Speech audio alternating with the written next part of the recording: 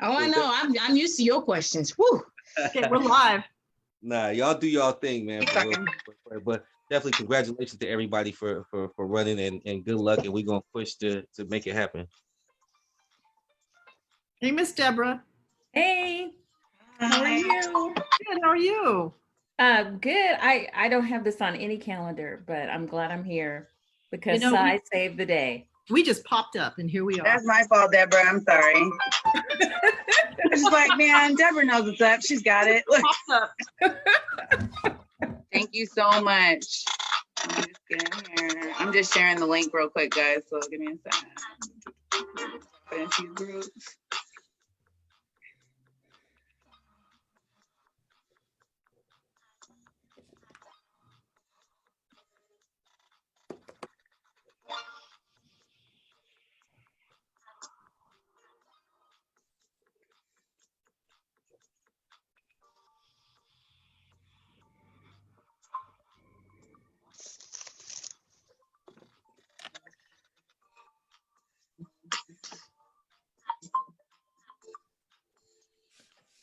If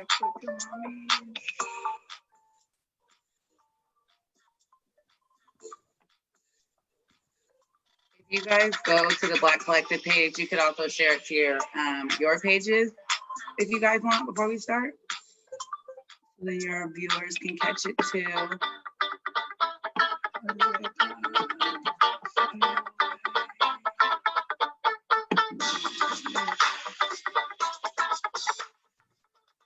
We all start moving. We're all like,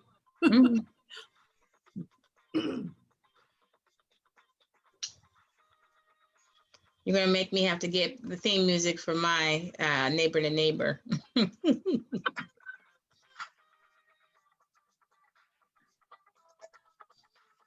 does everyone have a theme song for their campaign? No, do you have one? No, but somebody asked me the other day what I would use. And I said, I'm just going to pick a song that makes me feel good. This is how we do it. Yes, bring it back to my day. Yes, I just like that song. It just makes me happy. And every time anyone hears it, they're just like, I was a freshman. I think mine would be Pharrell's Happy. Yeah. That would be mine. Because it just is a feel good song, Like how we do it. I just like that song. Mine are not appropriate for this conversation. Welcome back to the Federal Way Black Collective's weekly live stream show, Thursday Thoughts. Information is power, and we, the Federal Way Black Collective, consider ourselves a powerful vehicle of providing factual and relevant information to the public. We keep you up to date with education, youth, city policy, and politics, as well as current and relevant events that happen daily. We are made up of myself, Lynn, political strategist extraordinaire, Lamont, community advocate and owner of Lifestyles Barber Academy, James, the silent assassin, and of course, Drew, our favorite producer, is home due to COVID-19. And I am appreciating the grace you guys are extending me in advance as a homemade engineer with just Drew by the phone. We are sponsored by Rugged Genius, evancook.com, Pretty Great Entertainment, Positive Vibes, located in the Commons Mall, and also online at positivevibes1111.com. Thank you guys so much for joining us. We have a special treat tonight. Tonight's episode is titled Black Girl Magic in Politics. So I'm super excited because I'm your host alone this evening with some of my favorite ladies that are representing Black women in politics today. On my left, I'm just going to go with my screen order. I have Ms. Jamila Taylor. On my right, Ms. Joy Stanford. I've got Ms. Strickland, Ms. Entenman, and Ms. Lydia Assefa-Dawson. Thank you, ladies, so much for joining us. How are you doing this evening? We're doing well. The election is on August 4th. We're grinding. We're doing well. We are. Thank you for having us. I'm so excited. I hope you guys see this opportunity to not just be in like that, the forums and all that other stuff. This is a place to just unpack and be with your tribe. I know we are on Facebook Live, but these are the kind of conversations that Thursday Thoughts strives to normalize. So I think that we should all have some little version of this in our living rooms with elected officials. We should be striving that, but how we get to that is by knowing that that is normal. It is normal to have relationships with the people that are elected to represent you. It is normal to have questions and ask them those questions, but it is also normal for that relationship to not be transactional on both sides. So what that means is you should not only be reaching out to them when you have a problem, and they should not only be reaching out to you when they need your vote. And we both changed that by us both taking action. So we're trying to change that conversation now. So they're not asking for your vote tonight. They are simply explaining what makes Black women special in politics. So what made you guys want to run? Who signs up for that? Well, I wanted to run because there was foolishness happening in my district, and I could no longer stand for someone to say that they represent me, say things like, there's a program called Breakfast After the Bell, and the person who I decided to run against said that children waste food, they're obese. If children are really hungry, they can have teachers get food out of the trash to feed to hungry kids. And I thought, that is what he said on the House floor. It is on the record. He does not represent me. I don't even believe he represents anyone in our district. He needs to retire. And so I decided to run. And here you are. And here I am, You running retired again, him. running again. Yeah. And I even like how you phrase that, though, Debra. It's not like, oh, we just hate this person, but it's just simply time for you to retire. It's time to retire. I just think that sometimes people get so used to being an elected official, they forget that we have a representative democracy and we are supposed to represent a large community. I might not always agree with everything people say in my district, but you will never hear me say that any child, rich or poor, needs to have food from the trash. I just think that is beneath the language of an elected official. So I had to do something. Thank you, Debra. And we appreciate you for taking that, because I can imagine as a mom, that would have been difficult for me to unpack. And it might have taken me several days to have an appropriate public response for hearing that. Let me start. Marilyn, why'd you run? And actually, let me back up a second. So we've got 3 levels of government here that we're kind of speaking to, or people have experience on different levels of what they're seeking to do. So Marilyn has represented on a municipal level, and she's exploring elevation to the congressional level. And so I think her why will come from both of those places. And then when we get to Lydia as well, her why is going to be on the municipal level. So I just want to give you guys that knowledge as a starting place. But thank you, Marilyn, if you could answer that. Well, thank you for having me here tonight. And it's an honor to be here with such distinguished public servants. And this is exciting. And, I think about the why for me, and it's a combination of my experience having served as mayor, my experience as a commuter to Seattle for 2 years when I ran the Seattle Metro Chamber, and then watching the growth and the change that's happening down here in the South Puget Sound. And when I think about the growing changes, and we all know this, the South Puget Sound now is growing.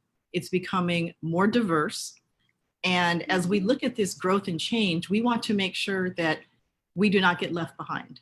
And that's everything from housing to access to good jobs to what that means to live in the South Sound. And it's interesting because I know that one of the data points that I've read about is that Kent and Tacoma now have the largest Black populations in Washington state.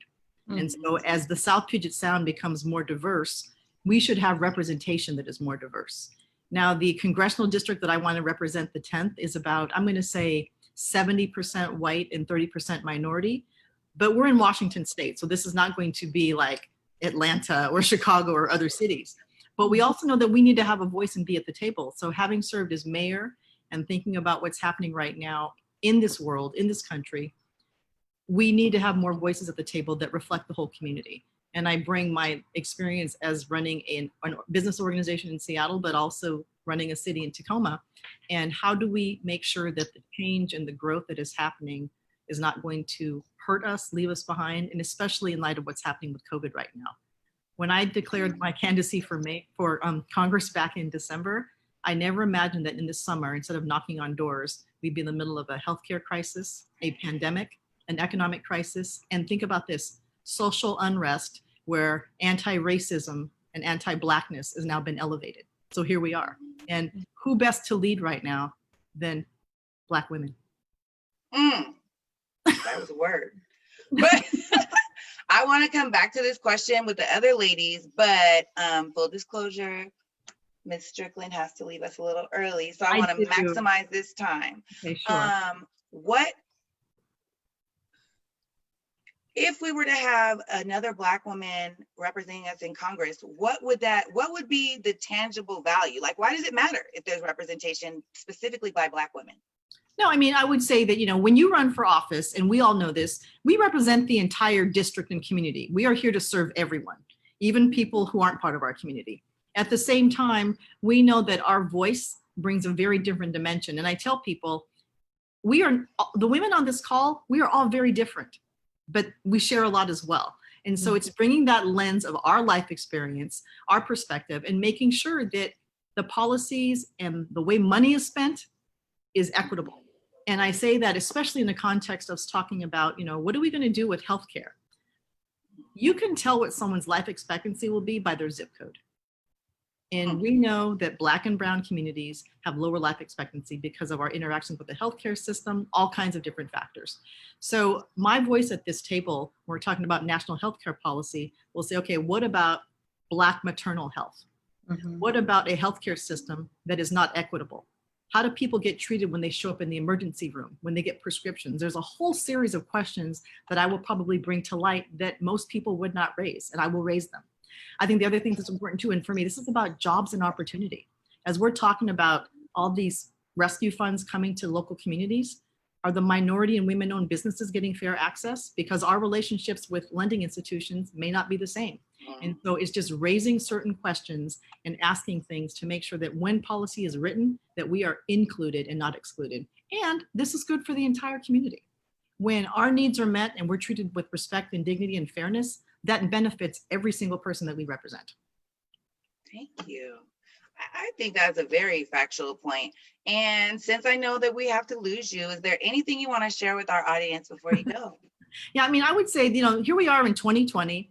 We know who is in the White House right now. And we want to make sure that the most important election of our lifetime, because that's what this is, we have to show up and vote. And we have to get our friends and neighbors and family members to show up and vote. We can make the difference between who wins and who loses. And here's the fact. Black women are the most loyal voters of the Democratic Party. When we show up in numbers, we can actually have a huge impact. So let us not diminish our power, and let's use it to make change this November. It is my honor to be among so many queens. So thank you for having me here today. I have to go because I have homework to do for my campaign. Thank you, everyone. It's so nice to see you all. Have a good night. All right, blessings to you all. Wow. See, those are the type of queens I think we all strive to elevate, right? So I want to go back to our question. Let's see, Jamila, you want to go next? Why are you running? Well, I mean, I would say one of the most significant things that happened in my professional career was when I was working in a youth violence prevention initiative like 10 years ago. And I was frustrated how policymakers, the city council at the time, would be able to give us funding and then rip it away with the same level of vigor. And I just felt like the way they would give the funding, then take it away, then give it back, and then put strings on it, that almost felt like it was intentional to make sure that we would fail. I wanted to get on the other side. I wanted to be on the policy making side so that, folks would understand that, how the work gets done. Let's say you're gonna give, $100,000 grant, and you want to implement it in 6 months, and you expect, crime to be removed out of a jurisdiction in 6 months. that's throwing money at a problem and then blaming everyone for not being able to execute on it. And so those kinds of politicking I don't want to see happen. I want us to be able to actually create innovation and make it community driven. And so that means being rooted in community, being rooted with connections with folks who will give you the feedback long before it becomes policy, give you the feedback when you are talking about the policy. And yes, that can be a painful process, but then support you as you are trying to move the needle forward, knowing that you can't get every single thing at every moment, but you're making the right strides for the progress that we need to make. And sometimes it's going to be ripping the Band-Aid and moving fast. Like we're moments where we're seeing a lot of legislation move really fast, but then there are also moments where it's incrementally slow. And that doesn't mean we give up the fight. We keep moving, we keep pushing, we keep going. Okay. Y'all get me a little fired up. Yes. Hey, Joy, why'd you run? Initially, it was due to an incident that happened at my son's high school, his senior year in 2017, where someone had tried to, there was an arson incident, and whoever that arsonist was wrote on the ground, "Black Lives Don't Matter." And someone texted me a picture of my son and some other friends of his, kids of color, looking down at that. And I just saw the look on their face, and I was like, ooh, I'm like, what can I do? I'm like, the mama bear in me came out. I was like, ugh. And my son came home and he goes, really? Our senior year, this is what we have to start out dealing with? Because literally it was the beginning of his senior year. Oh, wow. And so I started going around the community and just giving speeches, pretty much saying, you know, we can't change the color of our skin. Our community is changing. We're not going anywhere. Deal. No, let's start having these hard conversations. That was 2017. We are now 3 years later, still having these hard conversations. It's exacerbated, right? But for me at that moment, people started asking me early 2018, I should run. And you know, you have to ask a woman 11 times. It was more like 27 times for me. Because I was like, no, it's not what I want to do. It's not what I want to do. And then I started thinking, I can do what I'm doing on a larger stage. And I can really bring about some change and some hope and show strength and courage, not only for my community, but that a Black woman can come from this community, represent people, and show that strength and show that courage and make good policy and use lived experience to create that policy and to have a lens of equity when you're thinking about. And for me in my district, it's not just race, it's socioeconomics, it's the have and the have-nots. And so I'm like, I can do that just on a larger scale. And so then it was just like, I'm doing this. And I missed it in 2018. I ran against an incumbent. I am back, baby. It's 2020. This is a new ball game, and I'm here to win. I know that's right. She said, I'm back and I'm better. Right. Not going away. I'm not going away. So, well, we can't wait till you get there so you can start answering those questions. Right. All right, Lydia, what is your why? Hi, everyone. And Lynn, thank you for the opportunity. And thank you for waiting for me. I had to complete, well, didn't complete, but I had to come here. So this is also very important. My why started with Sound Transit coming through the Rainier Valley. And so I didn't live there. I was already living I was in Kent, I believe. But I would hear people saying, why is it built the way it is? Why is it dividing people? Why are people being displaced? But there was no one to answer. And I was always like, who do we go to for these? I wasn't aware. I wasn't familiar. I didn't know what that was all about. It's like, do we even have access to these people who make these decisions, policy decisions? And so, but I also was working, I had worked at City of SeaTac, I worked at City of Federal Way. So it's like, okay, I kind of know how this thing works, right? You have to be at the table, you know, to not be on, what is it? You're not at the table, you on the menu. You're on the menu, right? And so then the opportunity came for an appointment, and I had to think about it and talk to my sons. I have 3 sons, and I've always tried to live by example. And when this opportunity came and I reached out to them because they were old enough to have this conversation, they were like, what would you tell us if it was us? I'm like, I'll tell you to go for it. They're like, so why aren't you going for it? And Lynn, you and I have had these conversations where I don't want it to be about me. I always want it to be about service. And so then it was like, is it going to be about me? Is it going to be about service? You know what? I submitted my application like the very last day because I was very nervous about this decision.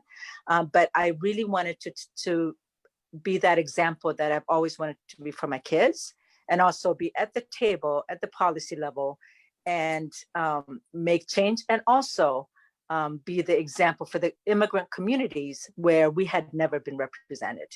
And so I can't say never, I'm sorry, I'll take it back, but African immigrants in our state, at least, have not been represented or were represented. So it was very important to me to start that, and then say to my people, you can do this, this is doable, let's go for it. And so I think we're seeing the fruit of that. We have several, at least Ethiopian council members in King County, and no other state do they have that. And so I want to believe that it's because there was someone who had done it and it's doable. And so that was my why. Thank you. And I've known you for so many years, and I don't even think I connected that why. So I appreciate hearing that story. Thank you, ladies, so much. Because those stories are powerful. Like, you got to think about this. What you all are embarking on is a very lonely journey.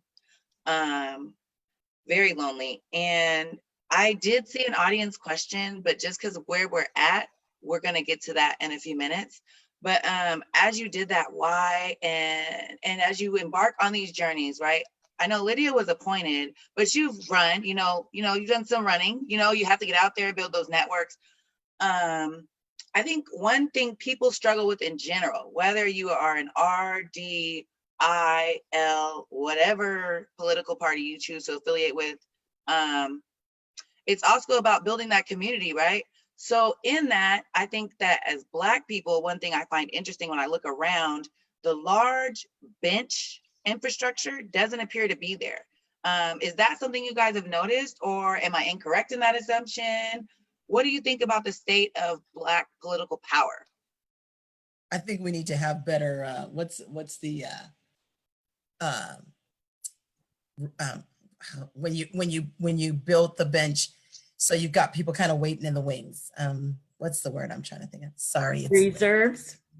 Yeah. Bullpen, whatever you want to call it. Reserves. I mean, what I would say. A recession? Is it recession? No. No, it's reserve. Succession. A succession plan. Well, that's building the bench, but I would dare say that the bench is there and it's deep. It's just that we don't have access. We're trying to break down those barriers. I mean, we're in unprecedented times with the number of Black women who are running for office in Washington State.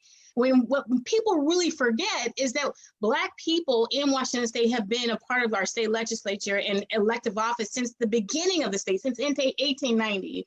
And I have a whole history video on it. My dad's a Black history professor, and he was gracious enough to kind of walk through the history of Blacks in politics since 1890. Things that are critical for our entire state development, such as Washington State University, that the first Black woman to run for office in Washington State did so before women had the right to vote nationally, before the voting rights. So it's things that people forget, that we do have power, but there are some who know that automatically, and they try to keep us out. They try to say that we're not electable, that we're not, we can't connect with others who are unlike ourselves. And in everyone on this panel tonight, and including Marilyn, Strickland, have built relationships that are beyond just the Black community, because none of us could win an election without support that was through allyship, coordination, collaboration, and just really support of the community. I mean, it's just not possible. And we wouldn't want it to be any other way. And that's the amazing thing, in my opinion, about running for any office in Washington State, is the way we are building community in such a new and interesting way. You're on mute, Debra. I want to follow this up a little bit, because I want to say that I know for me, and I know for many of the African-American women that I know, we build relationships. I met Jamila years ago, and the first thing we talked about was running for office. And I was trying to convince her to run for office, and she turned around, she looked at me, she says, "And when are you gonna run?" And I was like, I had all these excuses about it's time for the next generation. I'm older. It's past my time. I've been doing this work for someone else for 12 years. I'm not running. That's what I said. But what I felt when I learned that I had someone who was supposed to represent my district and wasn't doing a good job, and I kept on saying to myself, well, if not me, who's going to do it? Right? If My son said that to me, Debra. My son said that to me. And then the next thing is, it's not that we don't have a bench or that we don't have power. We know we have power because all of us, when something happens in our prospective communities, people come to us and ask us for help. So we know we have power. We know that we are a resource. What we didn't have is the dollars. When I was running for office, one of the best pieces of advice I was told was, don't spend your own money. If you can't get people to give you money to run for office, then maybe that's not what you should do. But they also said to me, just because a person can raise more money than you doesn't mean that they could represent the community well. So don't be deterred by what other people are doing. Think about what your goals are, and then try to meet your own goals. Now, the race that I ran the very first time was a very expensive race, and I raised over $308,000. That's a lot of money. I was running against an incumbent. This time I've raised, I think it's close to 40 so far, and I have one opponent. It's a completely different race. I have a different group of people working with me. My campaign manager is only working part-time. And we are sharing information with each other and trying to be helpful wherever we can. So don't get discouraged, but also don't always buy into what we can't do. Right. Because before we ever ran for office in our communities of faith, we ran our faith communities. We raised money in our faith communities. We know how to do this, to do the things we want to do. So I would say, please do not become discouraged because you think you don't have enough money to run. What you need to have is a message and a team, and you will get the money. Okay. I also think it's about not only access to that, but if your community around you is supportive. And in 2018, I had my LD is so supportive, but my community didn't know who I was. And I'm in a community that's not diverse. And I mean, my story is not unusual for that to have happened, for somebody to write Black Lives don't matter.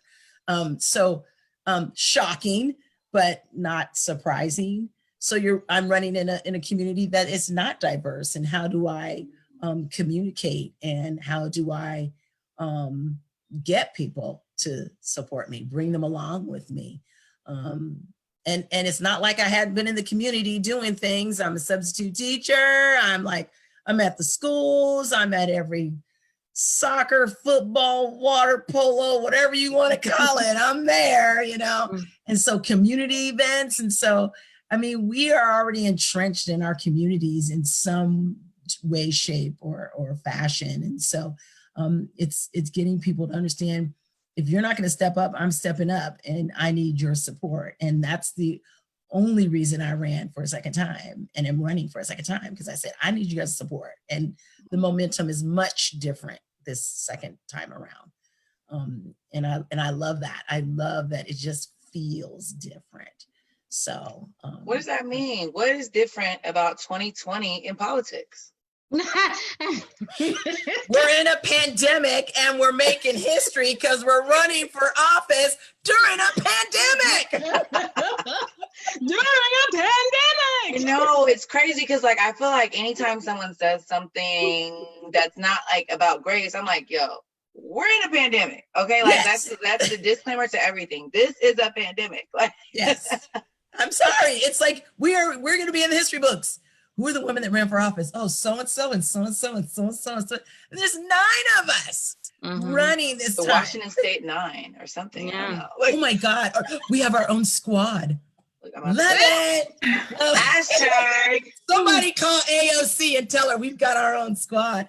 But I think it's I think people are, first of all, I think men are like, we have screwed it up. Let's just get out of the way. These women are coming through, whether we like it or not, they're coming. And we just need to shut up and sit down. I think that it's going to be interesting. I mean, there's COVID, but then there's also this looming thing, right? Like you mentioned it, Joy, even 3 years ago when you were running, it was about this deep-seated fabric of hate, right? I would say that because I'm a Black woman, I think people focus it on racism, but it's much deeper. Hate is hate, and it plays out in different things, and it affects people differently, but we're all affected if that hate continues to be amplified. But that is also a part of being bold. So how hard is it for us to ask you to be bold to run, right? There's only a few of you, but then I also need to ask you to keep being bold and to be maybe that only voice. So what is that like? I think for many of us, we've been in the room where we've been the only voice. So that experience is not new to us. We've been in the room where we've been the only voice. We've been in the room where we have sometimes been critiqued on our tone and the tenor of what we are saying. We have been in the room where we are critiqued on our appearance and how we wear our hair. And so what has been the challenge for us is to get people to stop being distracted by what is on the outside and to really invest and listen to what is on the inside. And I think every woman here who is running has learned that, yes, they are Black women, and yes, they are often going to be the only one in the room, but that is just one more thing that makes us who we are, and we are strong enough to move forward. And we will move forward in our faith, and we will move forward in our actions because we want our communities to be stronger. Well said, Debra. Right. I don't want to leave this audience member waiting too long. They had a very interesting question that I love. It's something I think about. Is it possible to position local small businesses to support our programs in the community and not rely on that political support? Yes, because before we had what we call the political support, we had our small businesses, the dry cleaner. I think about Mr. Spates. I think about sponsoring baseball teams and whatever we needed. There were these professionals in our community who said, I don't have a lot of money, but if we get together, we can help these babies. That we were always babies, right? And so I don't have a problem with going back to that model. I think that sometimes we get so caught up in becoming a nonprofit or having a nonprofit that we don't think about how we used to be able to do things. So we had our faith community supporting things that were happening in community. We had our small businesses supporting things that happen in our community.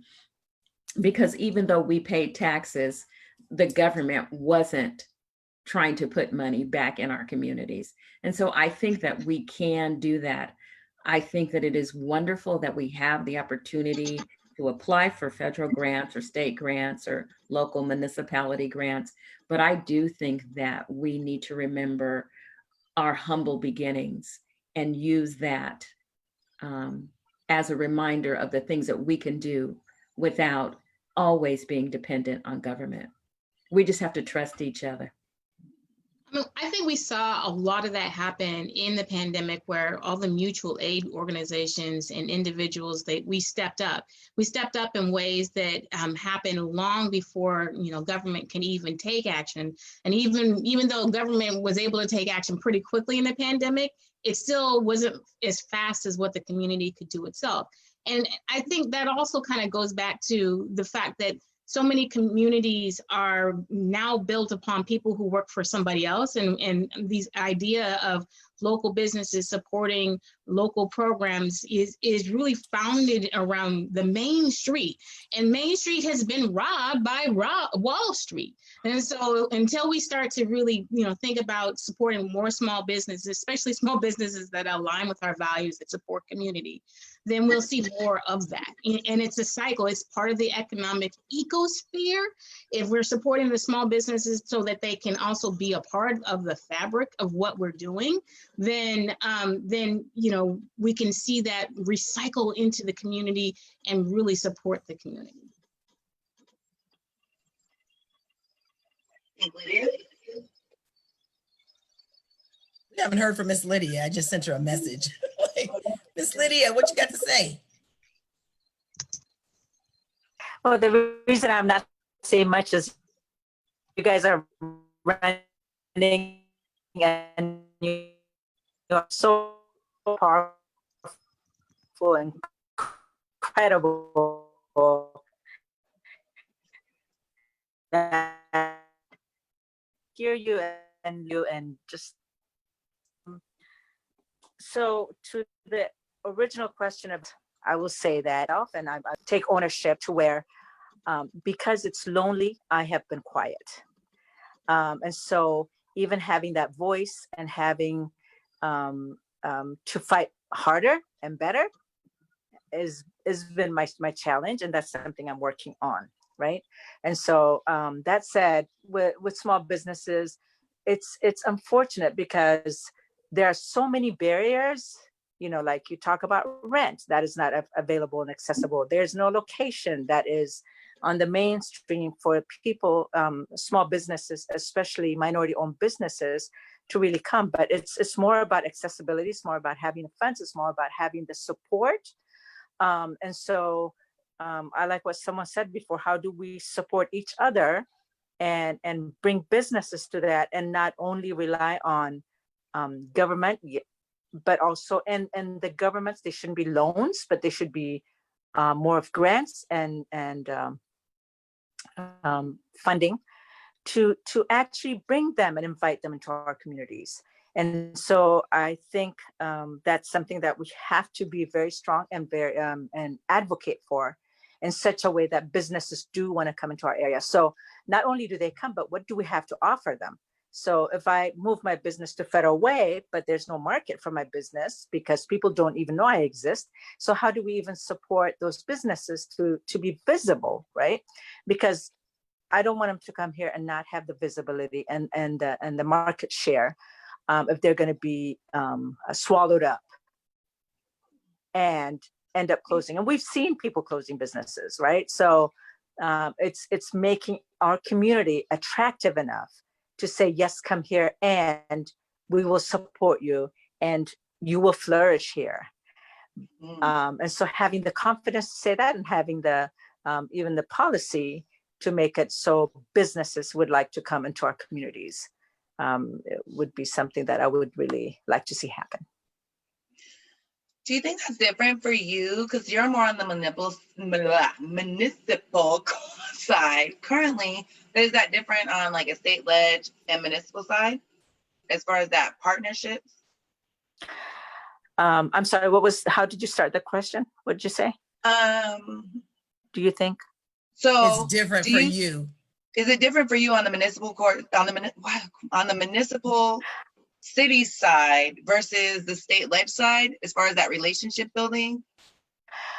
So I think relationship building is easier at the local side, at the local level, right? Because you are in the community, you are not representing the whole state, which all my sisters here are doing, and the country actually. So I believe it's easier. What's harder is, first of all, as a municipality, we don't have the funds that I am responsible for or I can give out. So that all has to be agreed upon, decided by all of us, right? 7 council members plus the mayor. So that is different from how legislation works, you know? So if you can get enough people to support your bill, hopefully that would go out and you can have millions of dollars or whatever, however much money you can allocate to those things that you're interested in. At the county level, it's the same thing. They have money, discretionary money that they could allocate and distribute within their communities that they serve. At the city level, municipalities, no, we don't have that level, you know, that luxury of having funds to support something we are interested in supporting. And so that it's challenging, it's hard. And so the relationship building aspect of it is really different, and it looks different at the municipal level, at my level, than it is at the legislative level, I think. I mean, I feel like at the municipal level, it's about an effort to build the tax base. So you track their businesses that can pay the fees, that could generate the income that supports what's happening at the municipal level. And obviously that flows upwards to state level with state taxes and such. And one of the things that, you know, could be possible through municipal level is having good data about who lives in your area, so that, you know, a company can find a good match with the community. So someone who may want to move their business to Edgewood versus coming to Federal Way, there might be some really important data points that makes them choose a smaller community like Edgewood or Milton, which is also in the 30th district. It could be that the access to the to 161 and, you know, and getting onto I-5 is much more efficient than going deep into the Des Moines area that's off the pier in Salties, where that is. They're not going to locate a fish factory over there.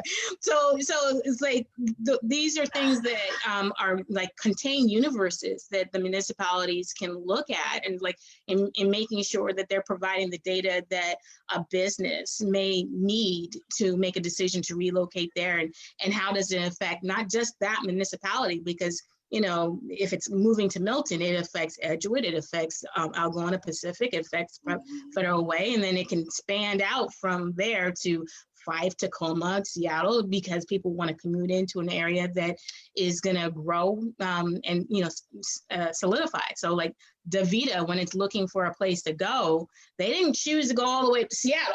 They stopped right here in Federal Way. And one of the reasons they did that is because our, you know, municipal government in Federal Way made it very attractive for them to want to be here. And I think it's where our community is better for it when we're able to get that project off the ground. But I don't think we're off the hook. I don't think we're off the hook as No, Lydia. We're not off the hook, no. As people who are running at the state level, because I think it's vitally important for us as elected officials at the state level to come back to our communities and know who our small business owners are, know who our businesses of color are, know who our women-owned businesses are, know who all those small businesses are, all those mom and pops.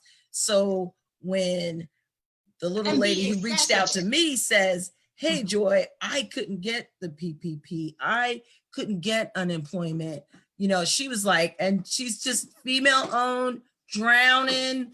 And I'm like, what do you mean you couldn't get it? And she's like, I couldn't understand whether I'd have to pay it back and blah, blah, blah. And I was like, you don't have to pay it back. It's grant.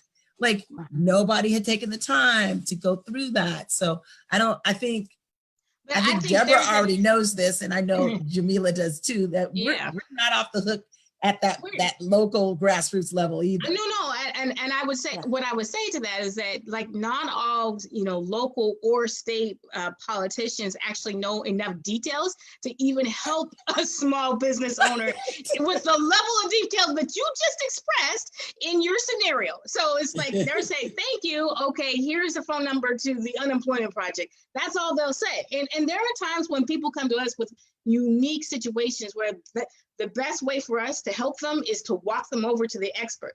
And we're literally walking them over to the expert because we could do harm to some folks in the community if we're not getting them to the right person. So yes, Joy, I think that is absolutely true. It's a partnership. I mean, because when we're looking at it on a statewide level, we on some of these state projects like I-976, those projects were coming to Western Washington, and it had, critical infrastructure that we needed to get our products in and out of the state.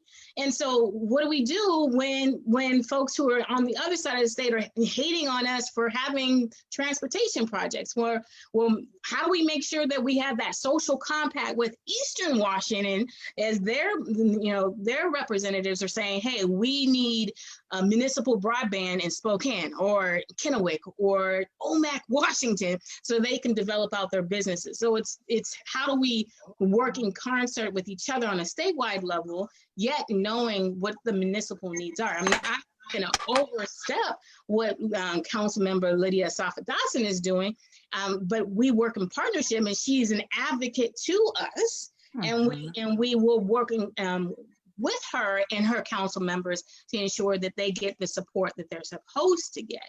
And of course, get the knowledge of what they see on the ground, because, more eyes on the ground is even more effective than just what I see in front of me. Yeah.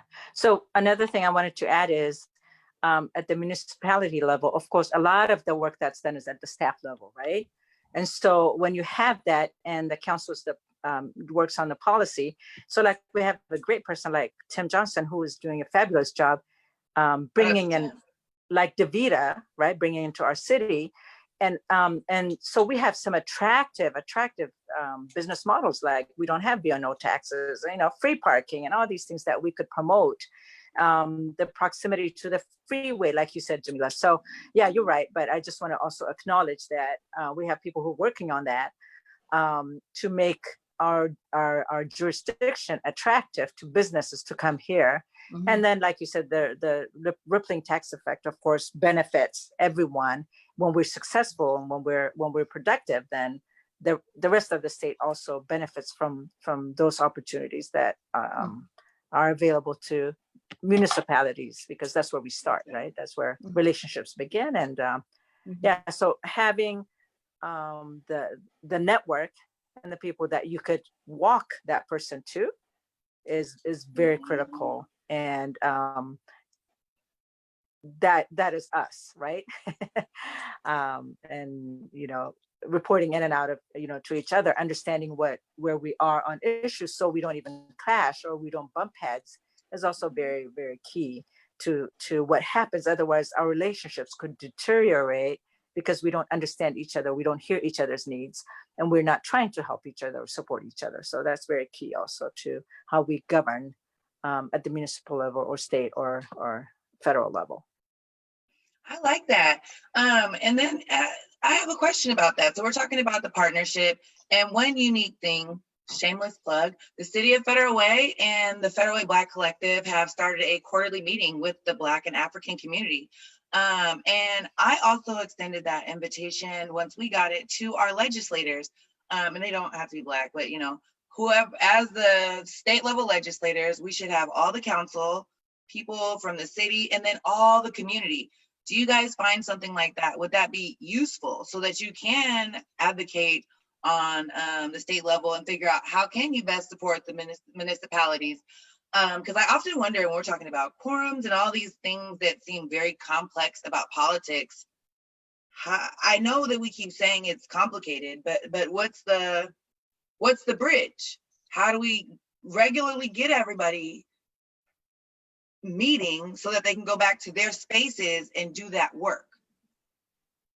So I appreciate the Tacoma Black Collective and the Federal Way Black Collective and the Kent Black Action, I think Kent Parent Black Action Association. I think I'm saying that wrong, and I apologize for not knowing it perfectly. But I think these small networked groups coming together benefits us all, because if in one area there is something that you don't know, we can teach someone else those things. And so I think that that is very important. Asking members of the legislature to come before us is also a way to hold people accountable. And I think that that is a wonderful idea as well. But I think our strength comes from teaching each other. Mm-hmm. Our strength also comes from having Africans and Black Americans and African Americans coming together. I think that there is a divide between communities, and there is a lack of trust in communities that we really need to work hard to build relationships, because when we build those relationships, we strengthen our communities. We see other groups where immigrants and refugees are welcome in communities where people have lived here all of their lives, but there seems to be this divide between Black Americans and African immigrants and refugees. And I'd like to lessen that divide. So if nothing else, if we can do that, we will have greater strength and greater numbers and be able to accomplish more. Love that. Thank you for that. Yeah, I think that would be amazing and fantastic, and continued growth in various communities. And one thing is that, having, different groups coalition with each other means that, like you said, there's power in teaching each other, and not having to have one concentrated triangular structure where the responsibility falls on a few, or gets kind of concentrated in a few. And so having, a decentralized network of a lot of great organizations who have a particular focus, but who understand and respect and honor each other's journey into politics and community, and where we differ sometimes, it's like the iron sharpens iron, and we have even more advocacy that helps the entire community when we have differences of opinions, and that's the thing. Like, there is no one monolith of the Black community and how we all come to our own lived experiences. Like, we have 5 women on this call. We had 6 women on the call a minute ago, and we all have very different lived experiences of how we got to where we are today. And I think that's so amazing. And that's one of the reasons why we are really primed to serve, because we can hold that space for each other. And we hold that space for our residents who are in our communities. Like, I know Black Republicans, I know Black, candidates who are way far left of me. I'm like, oh my goodness, I'm so not that far. And knowing that we have different political ideologies, different socioeconomic strata that they come from, and perspectives of how it all comes together. And, sometimes I'm learning from the young kids, like, the 15, 16-year-olds. When I hosted a neighbor to neighbor conversation with teenagers, I was like, whoa, this is what we're producing out of the Federal Way Public Schools. I cannot wait. I cannot wait. Yeah. Mm-hmm. We have some amazing young people. It's kind of interesting. So we take appointments on our page. And so shout out to Federal Way Fed Up. Michaela, y'all challenge me.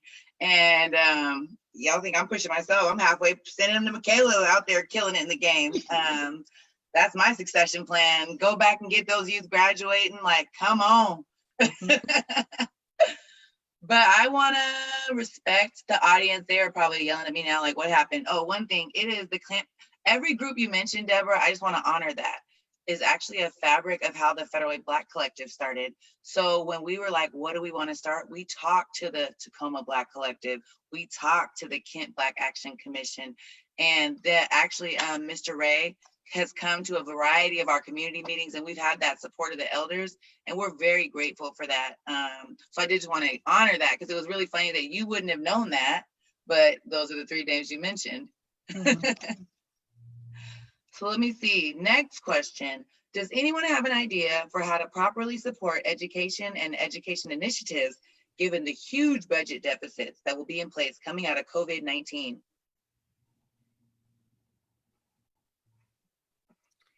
Well, so first of all, as a member of the legislature, I am working with my colleagues to not cut any more of the education budget.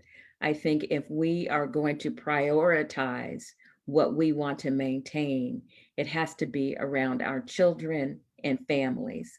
So I do not want to cut the education budget. I do not want to cut the changes that we have made to TANF in the last legislative session. Those are commitments that I would like to maintain as we move forward, because we learned in 2009 that when we made those cuts, we impacted children and families in a negative way. We can see a direct correlation between some of the problems we have now and some of the choices we made in 2009. So I want to make sure we learned from those mistakes. And I'm not saying people were malicious. I just want to make sure that we learn from those mistakes and do not make them again. So I am committed to making sure that we maintain our education funding. COVID has shown us that we do not have an equitable education system.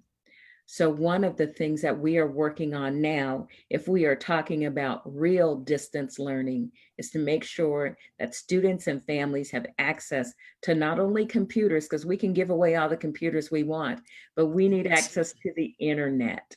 We need access to broadband. We need access to Wi-Fi. Many of our students would be sitting in libraries using the computers there, except for now most of our libraries are closed because of COVID. So we have to really be intentional about when we talk about access, that all families have access, and one computer is not enough for family. No. We need more than one computer. We need to make sure people have strong Wi-Fi, because if you have 2 or 3 people in your family on a system at once, you will slow down and you will have difficulty using that system. So we need to look to our cable companies to do more community service and providing more service for families that need help. And we do need to expand what is happening in rural communities. So those And are that's gonna be my, as someone who's coming in, that's gonna be my fight as well, is to make sure that we are keeping that as whole as we possibly can. We just were kind of coming out of that recovery from 2008, 2009, when this COVID hit. We were not prepared. We need to think about preparation for the next pandemic, because there will be a next, but at the same time, make sure we are keeping that whole. And I'm gonna follow suit with some of the experts in the room on the floor, and just be right there in line with them. I think that's going to be vitally important. I am in a district where we have a broadband desert, and it is not fair for, I'm gonna say, my babies, because all the kids in this district are my babies, because my son is graduating, he's gone now, my last one. And so that it's not right. I'm with Debra. You can give away all the computers and devices. We can get those from Microsoft and Dell and Amazon all day long, but can they get the access to that Wi-Fi? And having to go drive to the park, oh wait, mom or dad may or may not have a car to drive 2 miles down to the local park or parking lot of the library that has Wi-Fi. No, we can do better by our working families and our families who are living out in rural America. We can do better. And it's time we start stepping up and talking about folks that live out there in rural America, in our rural districts, in our rural communities, and the fact that they do not, that is a barrier. That's a barrier not only to education, but to healthcare, to affordable housing, to quality air, water, transportation, you know, you name it. There's a barrier there. And so we need to start thinking about that and fixing that. Areas that are served by Comcast, by the way, do have a program for low-income families. I don't know the broadband or the speed or anything, but I think if it's something connecting back to Comcast and making sure that the families do know about the program and are served by them, because it's a very affordable service that they offer. And then after they get the access to the service, we train families, especially families that don't speak English, on how to use the service, because it's, you know, it's just another device in the house if they can't access the resources they need in the languages that they need it. Yeah. And that's basic needs. And that's what people, they're not, like, that's basic. Like, what do you mean? You've got Russian, you've got Congolese, you've got Ukrainian, you've got whatever. We are making sure we have everything in those languages, and we are able to help those families wherever they are. We are meeting them where they are and giving them the resources they need. That's basic needs. We're not meeting that. And that's what we need to make sure we are. Yeah. One more tough question, and then we'll end with a fun one. We can hold banks and other financial institutions accountable. As a community, we can put our money with those banks that have higher employment of POC at all levels, have greater percentage of funding invested in our community. As leaders, I guess that wasn't a question. So we'll get to the fun one. That was a comment. So I'll finish reading it. As leaders, you can use your platforms to raise awareness of those banks that are investing in our community. Can I talk about that? Yeah. So I'm involved in Bank-On Washington, Bank-On King County, which really certifies banks to help those who are unbanked get bank accounts. And so the banks have to be, of course, opt in. But the benefit of that is, as you know, a lot of our people of color, immigrants, who don't trust the banking or the financial institutions, so they go to places where cashing places. Cashing places where you pay money, and then you go try to get money order, traveler's checks, or all those to pay all your bills. That also costs additional money, and so one thing I'm really involved in and I want to promote is financial education for people who need it. And when they're done with that financial education, they get a certificate to go open an account. And usually, but the banks actually pay or help them open those accounts. And so we have one, and we like Harborstone, I believe, is involved. There are several banks that I could actually, Lynn, I could give you the information, but it's something that whoever asked that question or made that comment, I think that's one way of making sure that those financial institutions provide services to the people who need it, especially our people of color, low income, immigrants, all the people who need those services. It's out there, but first of all, we don't know about them. And secondly, those financial institutions don't train their frontline cash. Yeah. And so you walk in with this thing and you're already intimidated because you don't trust them or you don't know much about banking, and they tell you they don't know anything about it. So it's very discouraging. So it goes back to what Jamila said, that handing off, the warm handoff to those people. So building those relationships. So it goes back to relationships, and it goes back to being that conduit who brings these two entities together to say, here's a person who needs your service, and then here's an financial institution that can help you. And so I do like that comment. And anyway. I'm a credit union girl. Because credit unions, you own your own money. I'm like, no, I want, and it's so interesting you said that, Lydia.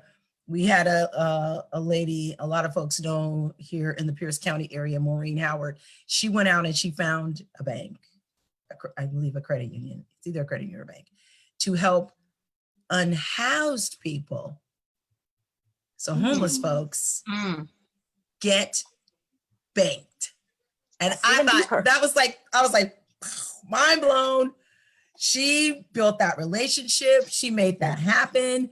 And they started walking folks in. They've got their ID. She's getting them an account set up. And it all was, the fire was started with the stimulus, because how do our unhoused folks get access? There's the barrier. I don't have an ID. I don't have an address to that stimulus money. And so, yes, I was like, yes, that's so awesome. So I want to bank with credit unions and banks who are making sure they are given to the community. They are involved in the community. Yeah, definitely. Yeah. We are trying to make that happen. But that's also banks that are going to come out into the community and say, we are here. How can we help? What's going on? You know, very few do that now. At least the larger ones don't do it as much as the smaller ones do. And I'm going to say that's banks and credit unions, although Boeing Credit Union is very good with their community engagement. So, yeah. Okay. I have one more technical question. And I really do want to get to this, and I might have missed it, but Rep. Entenman, can you please tell us about your work about data information and protection? Oh, thank you for asking. So I am— Full disclosure, that was School Board Director Phillips. Okay, School Board Director Phillips. Thank you for asking that question. I appreciate it. So I am on the Innovation and Technology Committee for the state legislature. I got onto that committee after my first year in the legislature. We had a summer program where we were going around talking to Facebook, Amazon, Microsoft, Google about privacy protection. We started with privacy protection. And in those discussions, we learned that all of these organizations were using facial recognition software that could not identify African-American women. I don't mean that, I mean, they could not see us to identify us as people.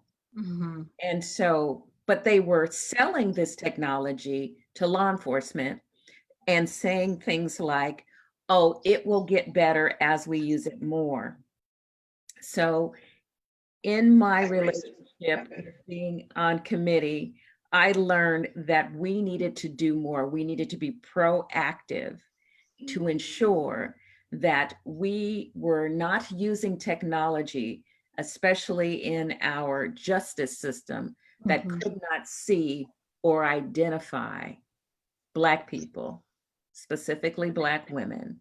The technology also is not as effective in identifying children, and it is not as effective. It's not effective at all in identifying people who are deceased.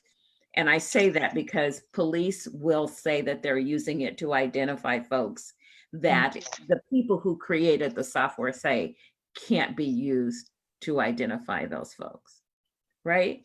So when we learned more about the programs, I said, I don't think we should be using this. I think we should have a moratorium. I asked for a 3-year moratorium and the ban of the use in the public and private sector until it improved. And I came to a compromise with the Senate, because what you learn when you get into the legislature is you can have an idea for something, the Senate can have an idea for something, and you can work together to make what I think was an acceptable bill. So I worked with Senator Wynn, and we worked together to put some sort of protection for the use of facial recognition software in the public sector. So that means for police and others to use it. There are some guardrails that are there. We are still trying to work, and I'm going to continue to do this work in the private sector so that private entities can't use this technology, because it is a violation of our, to me, it is a violation of our privacy and a violation of our right that people are using technology that can't identify us effectively, but they have this notion that it works. So right now, as you go into an airport, they are using some of this technology. They are also supposed to be using individual people to look at what the computer algorithm has put together. And so now what we are trying to do is make sure that if they are using a computer, they are not just simply using a computer. They're using a computer and a person to verify. So you have more than one source. So and this is important because we all have the right to privacy. We all have the right to feel like when we are in public and we are, say, gathering because we believe it is lawful to protest when our government is not reflecting what we think. And we don't want to be able to be in a crowd, have someone take numbers of pictures and then identify us in a crowd and then come back later and do things like they are doing recently in Seattle with the protest. Telling people, we saw you in some photos at the protest, we're going to arrest you for something that you may or may not have done. Many of these folks have had the charges dropped, but they were arrested. And so we are very concerned about those violations of privacy. So that's the work that I have done on facial recognition. It is to protect the privacy of folks in a crowd, in public spaces. Thank you for that. It's funny that you mentioned Senator Wynn, because he was on the receiving end of one of my very friendly politicians. I'm not afraid to do that. And I love his response, because he was like, yo, this is what it is. Long response. And I agree with him. I was like, you know what? Thank you for doing that, because I see exactly why that was important. And I loved that. And I hope if you guys ever are on the receiving end, you know that adding you as a politician is simply because you were brave enough to run. So let's stay in that brave and boldness and not hide our response to those community questions. Like, I don't even think of it as like confrontational, me personally. I think of it like, I'm not asking for me. I'm asking for all the community members in my inbox that I'm their trusted messenger. So I can't treat it as if it's just a question for me, and it could be like, yeah, that's where I'm going to go with that. But I want to respect you guys' time. And so I know we're at 10, but there was a fun question. Thank you so much, Patrice. This is from Rep. Entenman's daughter. She would like to know, can all of you please share your most memorable moment, either in office or during campaigning? What keeps you doing what you do? Okay, I'll go. So in 2018, I was so tired. I didn't realize how tired I'd be. And one day, a constituent came over and cleaned my house. And then they set up a meal train. So Dave and I would come home and there'd be this cooler, kind of like the meals on our doorstep. And they all said it like, what are your likes? What are your dislikes? And we're like, what are they asking this for, you know?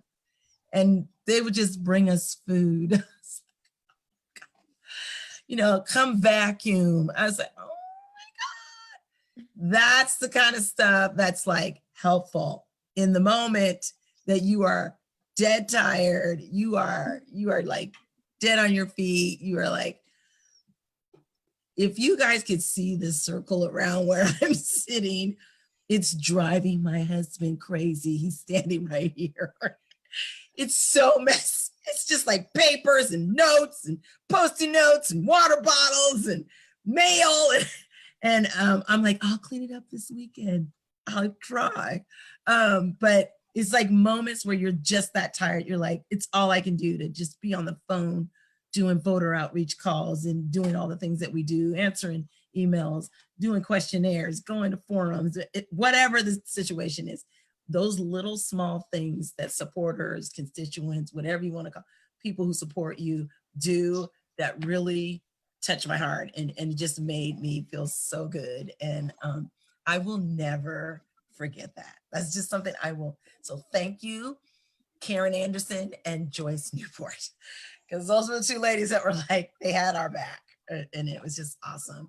I mean, there's so many more people to thank, but that was just like, oh, people do this when you're running for office? Like, I didn't know. So I didn't know. yeah.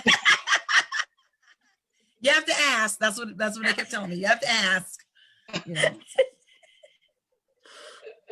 That was a good one. When I run, folks, take notes. Lydia, you want to go next? Sure, I can. And this is a tough question. You said it was a fun one, but I don't know. It's really tough for me. But no, I have an answer. So for me, it's okay. So every time, you know, I had to run twice now, and both of them were really, I was blessed. So no complaint at how they turned out. But my biggest fear was, because I can't doorbell physically, I would always use that as an excuse going, I can't doorbell, therefore, you know, I don't have a chance or whatever. And I've heard, you know, people telling me, no, we can help you, we can support you, and we can do that for you if you do the other things, right? And, or just encouraging me and building me up to say, you can do this. And so those are the moments where you can reflect back and say, people have my back and they want to help me win. But also I have to let them do that, right? Because I keep having that on my going, but I can't let people rely on those people when I should be doing it myself. But I should also understand my limitations and rely on the people who will reach out and tell me, I can help you, I can support you, just tell me what. And so those are my moments where I go, okay, people do believe in me, they trust me, they want me to be successful. And so then you continue to do the work, because you know there are people who also count on you to do the right thing. And I don't always get it right, I know that, but also I'm still work in progress and doing my best. And so again, going back to those people who always build you up, encourage you, and are there for you and tell you I have your back, because hearing that is the best thing that keeps you going, right? So yeah. Yay! Thank you. I love that. All right, ladies, who wants to go next? I can go next. Come on, Jamila, what's your why? Or no, your happy story. My happy, oh, well, two stories, kind of combined. One moment was when I was sign waving last year, and a Black father in particular, had, you know, 3 little girls in his car, and he pointed at me and he was like, there she is, there's the candidate. Because the ballots had dropped, the materials were out. It was clear he could see that it was me. And it was one of those moments. And then when the girls looked at him and they were like, who are you pointing out? And they looked at me, and they had the moment of like, oh my God. So that was a touching moment for me. And then, you know, my mom has been central in my campaign in so many ways. Yes. And you know, there's all these little moments where like mom appears in my, you know, neighbor to neighbor videos and things like that accidentally. From the side. I'm a little jealous. I thought I would get a Mama Carolyn moment. So she comes in really slow. So yeah, so I'm like, Mom, wait, I'm live right now. But she wants me to fix her iPad. Okay, thanks. My favorite moment with Mom is when we were also sign waving, and it's on the corner of 1st and 320th, and she was in her wheelchair, and you know, so that means we're out there. She's got all the signs, you know, we're planned it up, and I'm like, I've got equipment, my mother, and I'm trying to get us back to the car, and it is up an incline of like 45-degree angle, and I'm pushing my mom up this angle, and the texture of my shoes were just not gripping, and so we're sliding backwards back to the street. I'm like, am I gonna die on the campaign trail? I just want to get my mom into the car. And finally I had to Jeannie's mom is like, Mom, can you just get out of the wheelchair and walk a few steps to the car? It's like, oh, well, why didn't you say that earlier? So these are more, she just loved being pushed all the way to the car, you know, because she can't walk long distances, but she wanted to be there for me. She wanted to participate. She wanted to volunteer. And she doesn't like to be out in the cold or anything like that, but she was there for me. And so that is one of the most classic moments for me on the campaign trail. Like, there are people who will be there for you, just like what Lydia was saying, be there for you, and and it doesn't show up in the way you think it is. And in the moment, you're like, oh my gosh. But once you get past it, you're like, that's one of my favorite moments. And I have lots of those moments on the campaign trail, not just with mommy, but with lots of people. I'm like, oh my gosh, I can't believe this. I'm so humbled by this whole process. I just think it's funny that she doesn't ever realize you're live, and she just kind of comes in. Jamila, I need you. And you're like, I'm live. Pandemic times. I love that about your mom. It's and when it happens, you're like, and then you're like, one moment, please. Oh, please. oh. And last but certainly not Where is she least. now? I want to see her. Oh. I know, come on. She was actually watching a little bit ago. I saw her in the comments. She's asleep. She's probably sleeping. Right. She wasn't, like 20 minutes ago. She hopped on. She watching, girl. Really? Oh man, and we're talking about her. Sorry, mommy. We love you. We love seeing you come in from the side. Oh, Notice, Miss Caroline, I didn't say anything, so do not include me on the whooping list. Oh God. Oh, God. You know, thinking about what's been the most fun, I think just, you know, when you're staying up and you're trying to get things done and plan for the next day. And I remember, you know, the first run, you know, we were doing a lot of doorbelling, and I made a public statement that we were going to do 27,000 doors, and people were like, and so then I was really trying to get these numbers in. And so I didn't stop working. Everybody thought I wasn't working for Congressman Smith. I got sworn in on the 14th of January. My last day working with Congressman Smith's office was on the 11th of January. So that Friday was my last day. And on that, all of our mouths. Sworn in.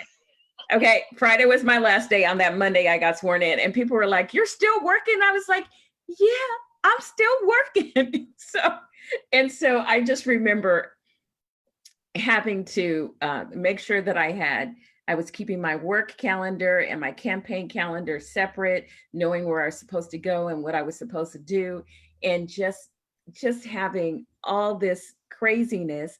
And then I had a group of women who I've known since high school. So I graduated from high school more than 40 years ago. So I've had these women who we call ourselves the DCs, the dangerous creatures, because there's this statement that says a well-read woman is a dangerous creature. And we have a book club.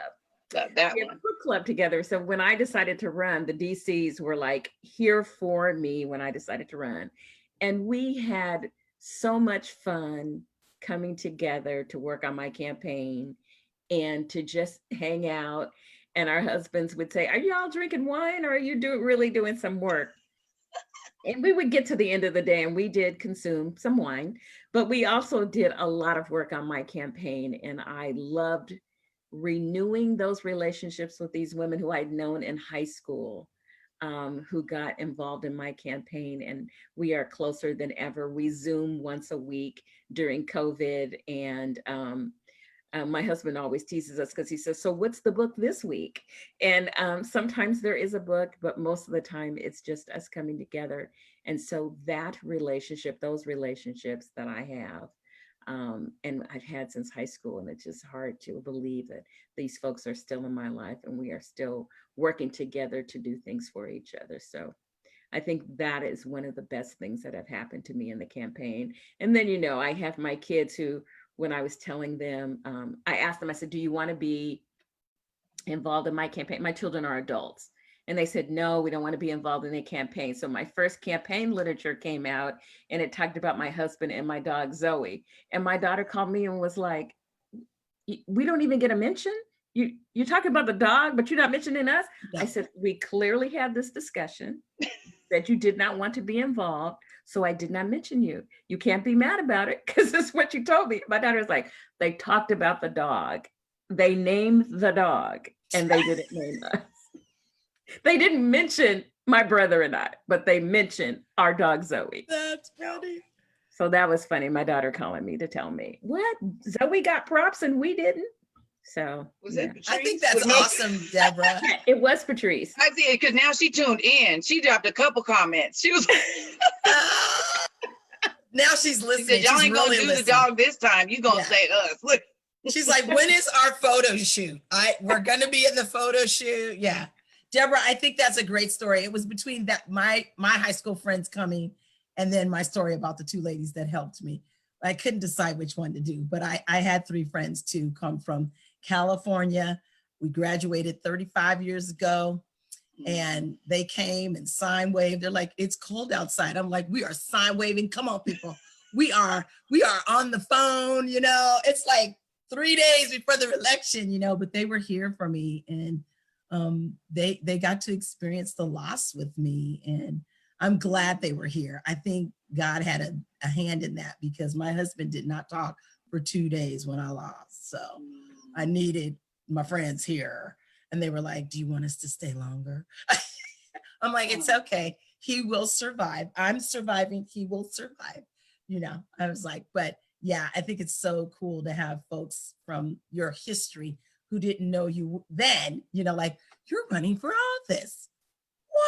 Wow, you know, to be with you. So thanks for sharing that story. That was awesome. I love that. What I love about all of your responses and even this entire conversation, the reason why we do our own candidate interviews and candidate forums is because we're more of a community focus. But what I find always missing out of those more traditional formats is people tend to talk about their platform and their thing because it's so structured. One thing I love is that on a uniform level, you guys probably didn't even notice it, but all of you guys said that your favorite part of representing our communities is actually the community. And I will say that is what makes Black girl magic in politics. That is why we need Black women in politics, because Black women are rooted in community. Black queens are rooted in and accountable almost by default as a part of our DNA to the entire community. You know, during slavery, we breastfed our oppressor. And we have always been comfortable in that role because we've never had another option. And I think that is what makes Black women the answer in 2020. I think we saw that in 2018 in Alabama. All those Black women said, I mean, it was a horrible thing that was said. I won't even repeat it. But that demographic showed up. It wasn't about an R, a D, a L, or an I. It was about a this is wrong. And that's what we're about. So I think if there's anything I'm taking away tonight, that is definitely it. Because I know exactly why, no matter what side of the aisle I sit on. Because to be fair, there are Black Republicans, and that's real. And I don't struggle with that. I acknowledge that as a young person, I've figured out where I belong, and I honor their choice to figure out where they belong. But I also just want to remind you, in August and November, I implore you as Black people, don't vote R, D, L, or I, vote B. Vote for us. And when you vote for Black people, when I say that, you're actually voting for everyone, because racism, as an unintended consequence, has disadvantaged so many others. So if we keep that in mind, I think that these Black women, when given the chance, will show you why we're here now and where we can be if we invest our time and our dollars and our energy in folks that choose to invest in our communities. Oh, that was a bar. Look, no. I really really appreciate you ladies. I hope you guys know you have an open invitation. Anytime you guys want to come and talk to the community, this is that space. I think I told a couple, just the ones from Federal Way, right? Jamila and Lydia, you all know that the Black Collective is a space to support our legislators, not just Black legislators, but we want to be that home. But I encourage you, Debra, you, Joy, Marilyn's left us, but Tawana, actually, you know, we've actually shown that in action. Tawana received the only ever endorsement outside of the 30th district by the 30th district Democrats, and that is by community. So that require, you know, how do we build those benches? I think it's by that community, and you ladies are definitely demonstrating that in a powerful way. And I know that any way you'd like to connect with them, their campaign pages are tagged here so you can ask questions. I want to honor and respect the fact that, except for Lydia, she ran and was elected last year, so she is not running this year. But these other ladies are campaigning, so let's reach out to their campaign pages so we can properly reach out to their staff. If you have any questions, their staff can handle that, and that is their role. You know, these women have empowered and they pay these people to do that. So let's honor that that's how that works. When I reached out to all of them, I attempted to go through their campaign managers, even though we have personal relationships. And I just want to, as a community, we should start to do that and respect that so that they can represent us at the best capability. Because right now, I don't necessarily need a Jamila or a Joy or a Debra talking to me. I need you trying to figure out public health and COVID strategy. So I'm just saying, this is a pandemic. None of us have ever been here. And with that, you know, I'll leave you guys. Thank you guys so much. Oh, wait, one thing. Surprise. I want to show you guys something. Yep, Lydia, you say it. I'm going to grab something real quick. Okay. So, Debra, do you want to say anything about your fundraising coming up? You're on mute. You're muted. You're on mute. On the 1st, I have an event that I am doing, that I am fundraising actually in support of Jamila. I am also going to give a little speech about what it's like to be an African-American woman and a candidate. And so I appreciate that opportunity. And I am always, you know, as we all are, as we are running for office, you can go to electdebraentenman.org and make a donation if you see fit. And I'm sure all the other ladies will too. But thank you for that opportunity. I appreciate it. I've got Java with Joy coming up Saturday morning, 10 a.m. Bring your coffee cup, your toast, your bagel. It's just a conversation / fundraiser, but a conversation. I'm highlighting all of the strong women in the 26 and surrounding LDs that are doing great things in our community on different issues. I thought it was important to highlight folks in my own communities that are here, and I thought that was important. So, because we've got a lot of strong women out there doing good things. So that's Java with Joy, 10 a.m. this Saturday morning. So yes, awesome. For my campaign, we have sign waving coming up. You know, I love an opportunity to get out in front of the community. I will appear on, I think it's KRIZ in the morning. I have a lot of things on the calendar, and certainly I must not have known everything because I was surprised by Debra's surprise moment.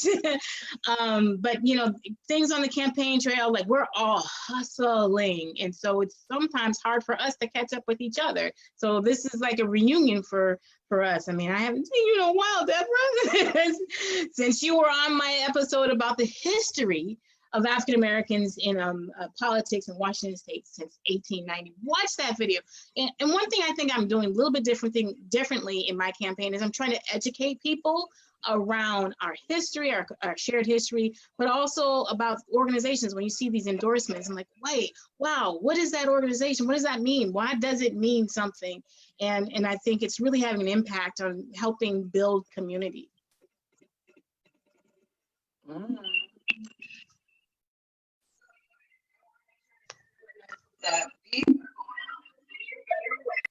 Oh, And we'll be sign waving, #squad. Yes, we want to elect a lot of amazing candidates, and you guys are all honorary members of the squad outside of Federal Way. Let's help build that bench so y'all get your own squad, right? We need folks out there. And so these will start appearing tomorrow, 7 a.m. Actually, shout out to Bill Vidino for volunteering to pick those up from my house and go get them out, because we've got 4 days. No, starting tomorrow, 3 days until online registration closes. And I also want to publicly say, I'm a little disappointed that I have not heard a plan about how that will change, right? Because we did this big thing that we wanted voter registration to change, and with the pandemic, you cannot register to vote in person, right? So at least not with the effectiveness that we would have liked, right? If the city was open, you can go to the City of Federal Way, there's a satellite site. That is not happening this year. So anything you can do to spread that word, that's why the Black Collective printed those signs. We want to spread that word so everyone knows how they can vote. And what else are we doing? I'm dropping you guys a thing here. 1122. Boom. So there's a personal invite for you ladies. We have a professional Black lady group. It actually started with Lydia. Well, me, I was like, come on, Lydia, do this with me. So you guys join us. Thank you guys so much. Let's see, I don't know what we're doing next Thursday for Thursday Thoughts. I'll post it somewhere else. Monday, we have position 1 candidate interviews. So you will see Ms. Jamila Taylor, you will see Ms. Cheryl Hurst, and you will see the other 2 candidates in the race. I'm not sure if they've confirmed. Let's see what else. I don't know. Besides that, turn your ballots in ASAP, post those pictures, get your community going. Let's participate in this process. It is too important. Politics is no longer a dirty word. No longer is religion either. We need to normalize conversations, you guys. So thank you for coming to my TED Talk. But we enjoy having these spaces with you. We enjoy normalizing these conversations. If you have something you want to talk about, oh yes. I don't know how many of you saw that video from Zenobia Harris. She is the president of the Kent Chamber of Commerce, which the Federal Way Black Collective is a member of. And when I saw that video, I immediately reached out to her. If you would like to talk about Zoom and how people are hacking and these racist slurs, Zenobia is coming on to help us unpack that August 13th on Thursday Thoughts. If you are an educator or a professional that wants to be a part of that panel, please reach out to me. We will add you, get you a link. If one of you ladies wants to join, y'all have the link. But let's have that conversation. Everybody have a wonderful night. Thank you so much. Bye, guys. Thank you so much. Thank you. Thank you, Lynn. Bye. Bye-bye.